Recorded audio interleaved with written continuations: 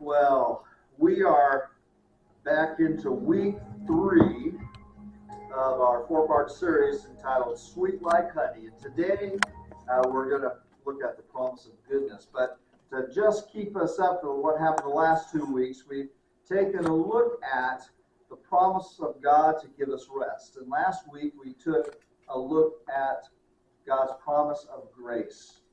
It's by grace that we are saved, and by grace that His strength is made perfect in our weaknesses. That's our weaknesses, not something that we like to talk a lot about. We have to create space for God to do His thing, if you will, in our lives. We must live by faith, walk by faith, and be willing to step out in faith. We have to learn that He's working even when we cannot see Him at work or feel Him in our lives, or we feel His presence, even during adversity and suffering. Now, probably most of you are familiar with the poem entitled Footsteps. Maybe not.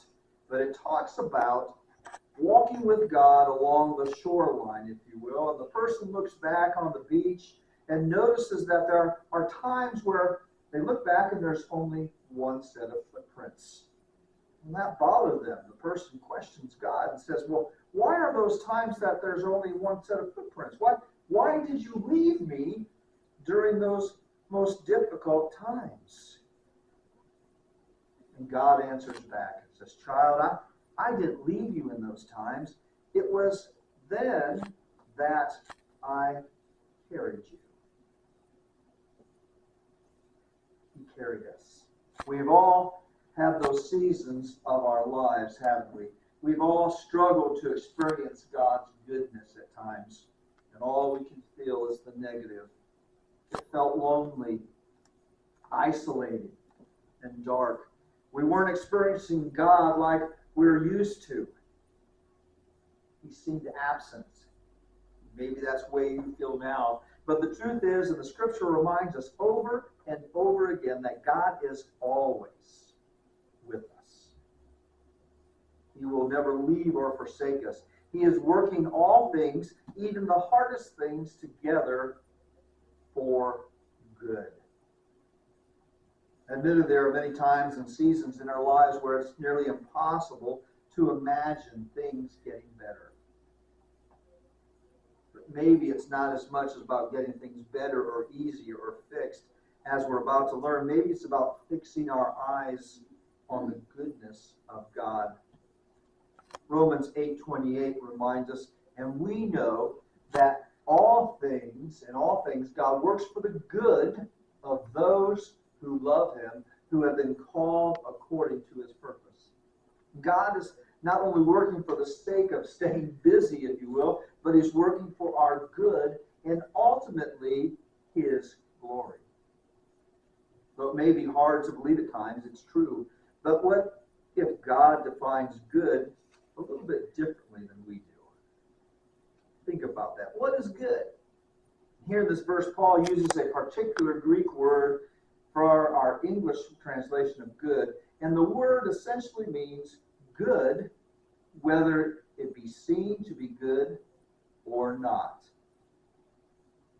Think about that. Seen to be good or not. How many times have we had things that bear upon us and are just tremendously difficult and hard? And yet we work through those and God gets us through. Somehow we make it through that valley of the shadow of death, if you will, because that's what it feels like. We're trudging through, trying to make it through, whether it's at work, in a relationship, or whatever it might be, and we look to God and we get through it. You know, hindsight is always much easier, isn't it?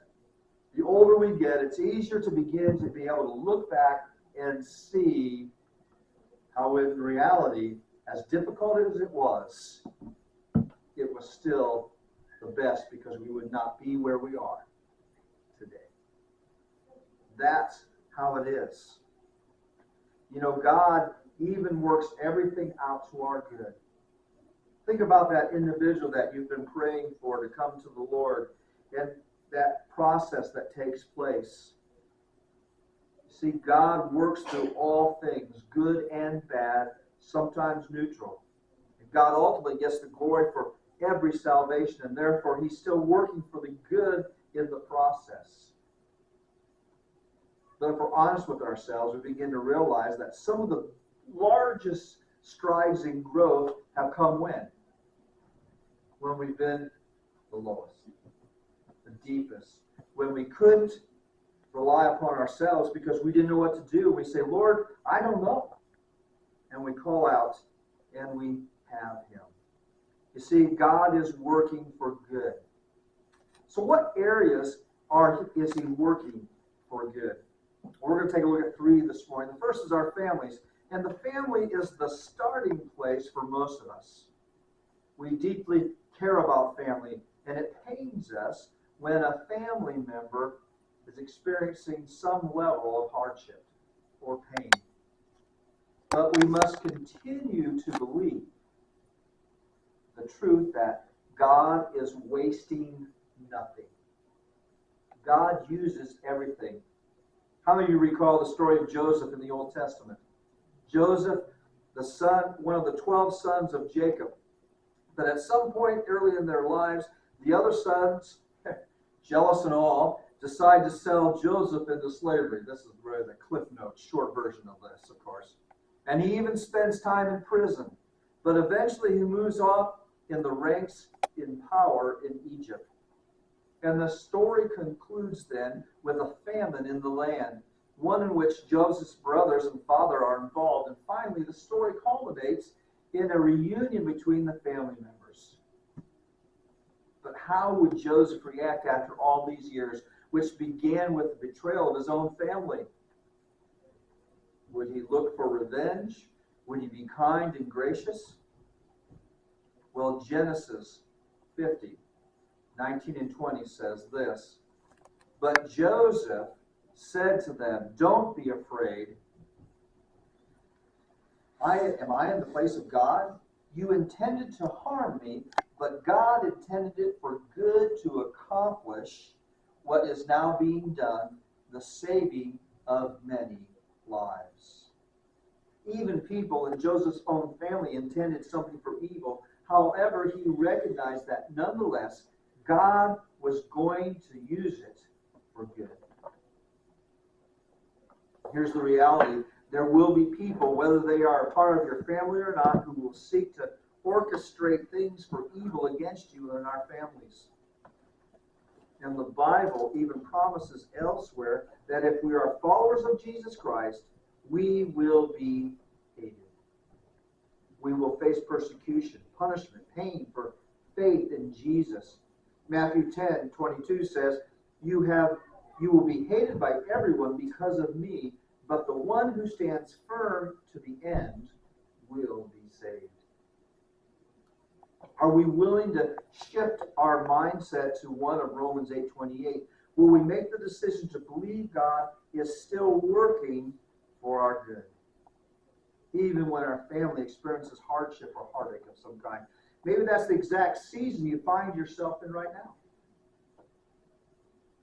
And if that's you, I encourage you to stand firm, have faith, and to trust in the goodness of God in the midst of your situation.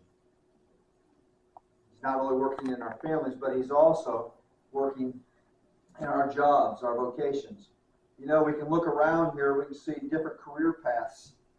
You know, some work full-time, vocational, some work 9 to 5, office setting, some and some are retired, and we have all different avenues that we come and we are involved with. And regardless of what your career looks like, the reality is the same for all of us. There are other people involved with our job, right?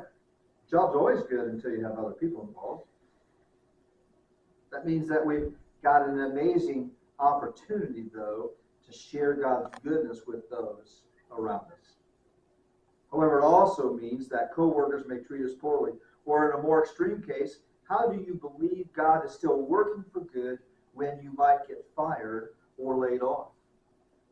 Or the job you thought you were headed for or working with doesn't work out?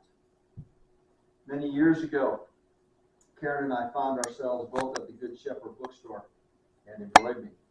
And felt that God had brought us to that point in time where we were actually going to purchase that business and we were going to move into that, and that would be our new area of ministry with that. And God bless. Don't ever get me wrong. God continued to bless us. But, you know, the economy back in the day also meant recession, and that discretionary monies weren't always going to where the bookstore would like them to be able to do those things. And income was slow or not enough to do that. And I remember one day having a conversation with our owners and who we were looking to buy the business from, and we talked about it, and I offered my best advice. I said, you know, sounds to me that probably the best thing to do is to get rid of your sales team. I was the sales team. That's what came out of my mouth. And they agreed. And so I found myself on the unemployment line. I learned quite a bit. And it wasn't too much longer that I found that my wife was joining me at home. So now we were both unemployed. And so you begin to wonder, what in the world's going on here? The avenue that we thought God was directing us towards,